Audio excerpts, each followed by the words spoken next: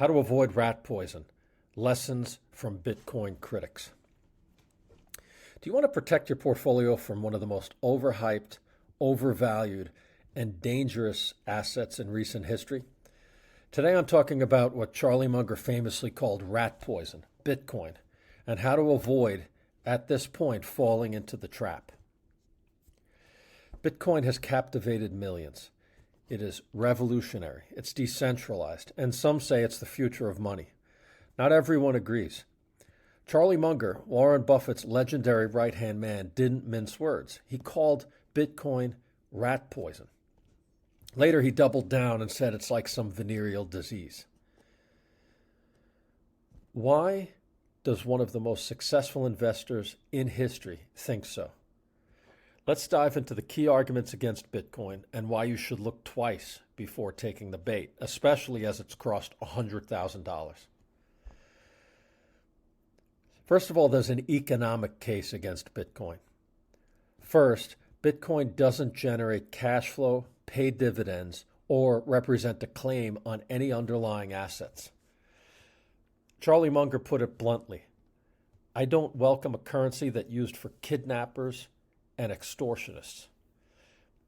Essentially, this is speculation, plain and simple.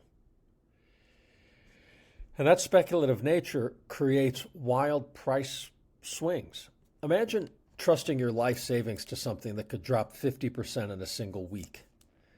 That's not investing, it's gambling. Okay, just as an aside, I want to say something. Stocks can and do drop 50% in a single week.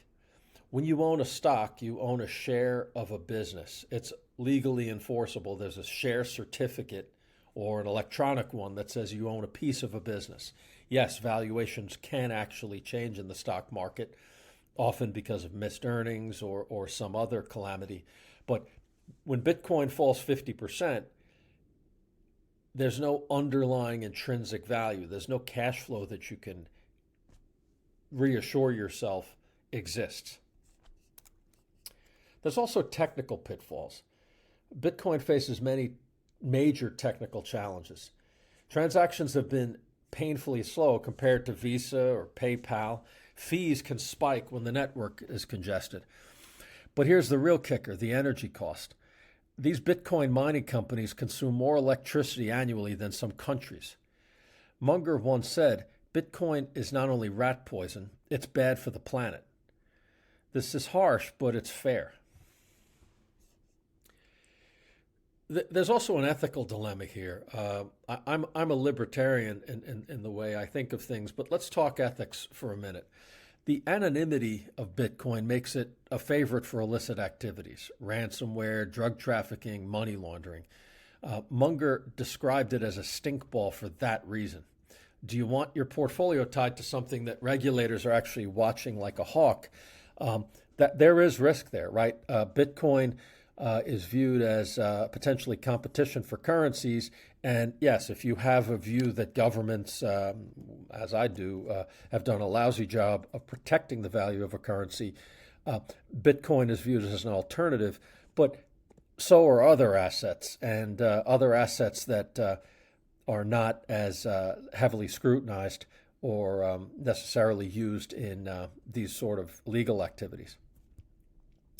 Speaking of regulators, the governments are cracking down. We've had an election that probably leads to a more libertarian environment, which is welcome, but other governments are cracking down, and the Bitcoin's value could evaporate or at least diminish because of this scrutiny. There's a philosophical debate out there. Bitcoin supporters argue that it will replace traditional monetary systems. But let's face it, thus far, Bitcoin hasn't proven it can handle that responsibility. Charlie Munger believed that it undermines financial stability and it benefits a small group of early adopters.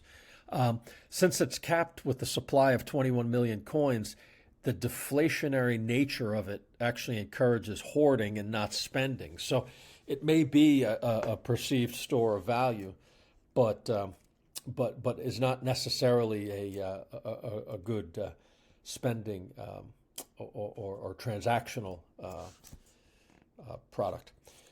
So how do you avoid the rat poison? Well, one thing is you stick to investments that offer tangible value, businesses you can explain, businesses with real cash flows, dividends, growth potential, everything from farmland and apartment buildings straight through to the stock market.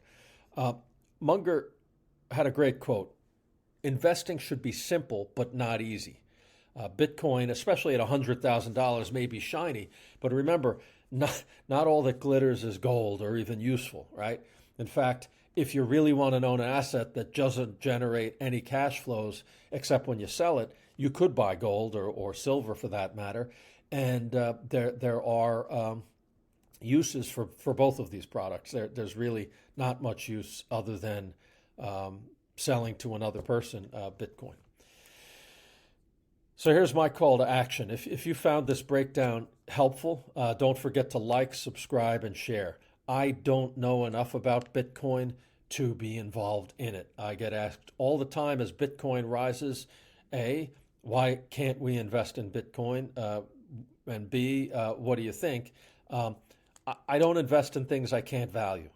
Full stop. If you're attracted to this thing because of the speculative nature, there's a lot of speculative things you can do out there. Some people go to the horse track. Some people buy lottery tickets. I don't encourage any of that.